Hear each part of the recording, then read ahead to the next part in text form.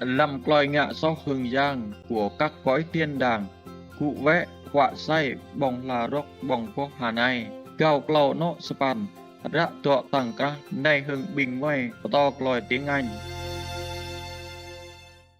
Warning: sensitive images.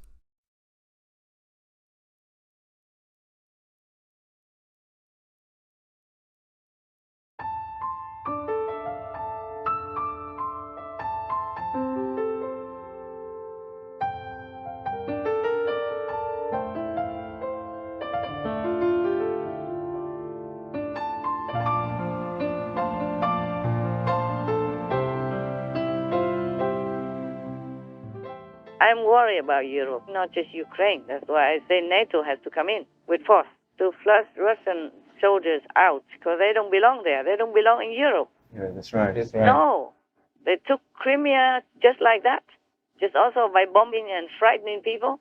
And then they took the Donbass region also like that. Yes. Everywhere they go, blood is running all over and destruction everywhere. And people, children die everywhere.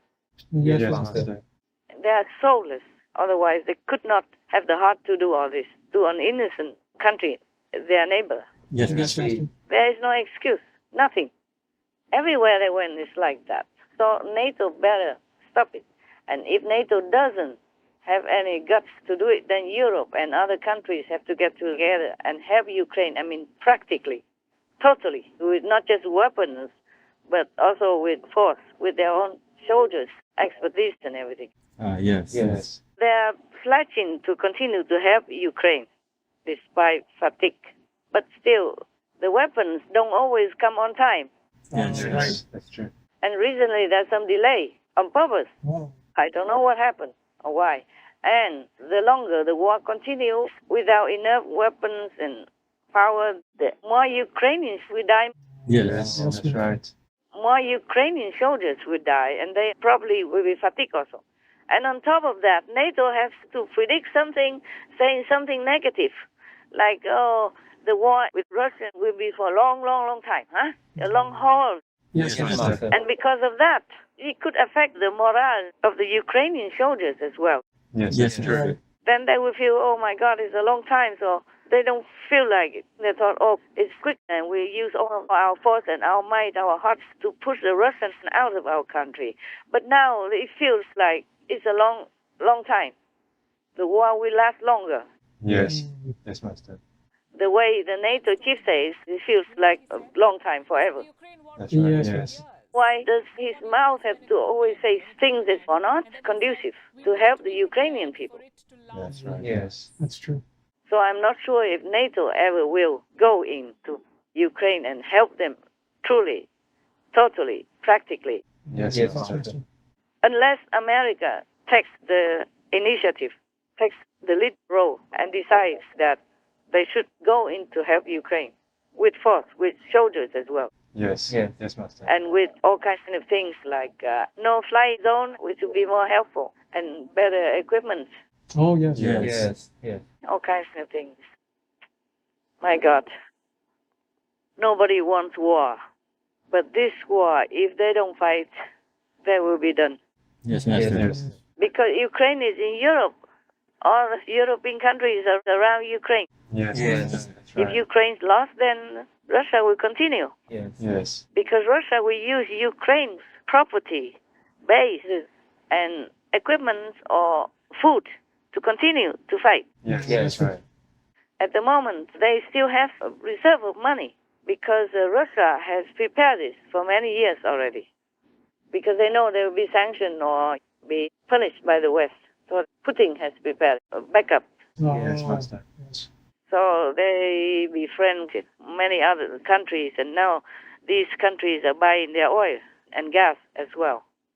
So even Europe all already agree not to buy oil except, Hungary. I told you, the black dot guy. Yes, Master. Yes, Master. They already cut the oil imports. And now even Russia cut their gas. But Russia still has a lot of money because China, India, and other countries bought from Russia. Yes, Master. Now it's cheaper, and they bought a lot. A lot more than before. And the Germans also bought a lot more than before. before they decided not to. Yes, Master. A lot more than usual before. Now you know. Also, for example, Russia went to Chechnya. They also destroy everything. Yes, Master. Yes, Master. Master, could you tell us more about Chechnya? Oh. So it's all Russians doing, Yes, Master. Yes, Master. and that was not the first time. It was the second time. The first time was under Boris Yeltsin.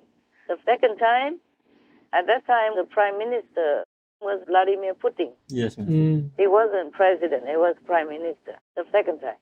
And then the first war had already damaged a lot, especially the capital, Grozny. And then in the second war, they have not even enough time. It was only 1996 that the first war ceased. Ah, yes. They settled with a ceasefire with Boris Yeltsin. Boris Yeltsin signed a peace treaty with Chechnya in 1997. But 2 years later, the second Chechen war broke out again, started by Russia. At that time was the future president, Vladimir Putin. Yes, Master. Only 2 years, the Chechens had not enough time to recover. That's why he attacked again, because he knew they were still vulnerable and weak. Yes, So Grozny was left as a big hole in the map. The United Nations called that hole the most destroyed city on the planet. Wow. Wow. Almost nothing left standing, Sad. Terrible. and almost no one was spared. Oh, goodness. The first war that Putin led was one of the worst humanitarian disasters in recent history. In 1999, when he was only the second most powerful man in Russia, he sent forces into Chechnya, just a few years after the Russian military had previously invaded under Boris Yeltsin. The two relentless Chechen campaigns set the template for Putin's wars. Russian forces flattened the capital, Grozny. The months of relentless and indiscriminate Russian bombing have left Grozny a dead city. By the time they'd left, up to 8,000 civilians were dead. The UN described Grozny as the most destroyed city on Earth. Russia's wars have followed the same pattern ever since. You can read it in history. Yes, Master. And about 250,000 civilians were killed in the combined Chechen wars. Wow. Oh. And reports of rape, same like in Ukraine right now. Reports of rapes, arson, torture, and other crimes by Russian soldiers were widespread and cast as the wholly necessary evil by those forces. The Russians themselves face a necessary evil. Yes, Master. How can any evil be necessary? Huh? Right, Master. That's right, Master. And one of the Russian soldiers at that time told the Los Angeles Times in 2000, we have to be cruel to them, to the Chechen people. Otherwise, we will achieve nothing. Believe that? That's his words. So in order to achieve something, you have to be cruel, no matter if they have done anything to you or not. At that time, Vladimir Putin, already a president, kind of have a direct rule of Chechnya from May 2000. And even then, after 3 years, they give the Chechen government a little bit more power. But they still belong to Russia. Yes, Master. Yes. And some years later, another Chechen came in, became president, of course, and became rich. They enriched themselves during the time they ruled the Chechen Republic. And he is a very ruthless leader. He's just all pro-Russian, Yes, Right, Master. Master. all pro-Putin. That's why he became president. I think he wasn't voted by the people, but he's just like a puppet for Putin. Putin appointed him to be the president. Oh, right, Master. This president, his name is Kadyrov. People refer to him as a brutal puppet or attack dog of the Russian president, Vladimir Putin. That's what they call him. Oh. Because he earned trust from Vladimir Putin. So he became rich. Whatever he does, it doesn't matter. Because nobody can check him out, nobody can control him, nothing. Yes, Right, Master. Master. He absolutely leans on Russian power from Putin. And then he's an absolutely brutal president and feudalistic type, and he uses his iron fist to rule Chechnya.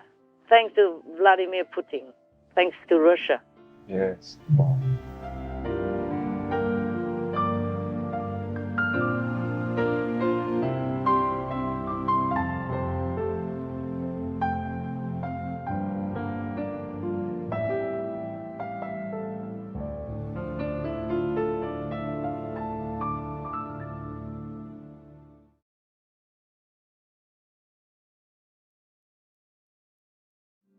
A lot of successful people are vegan.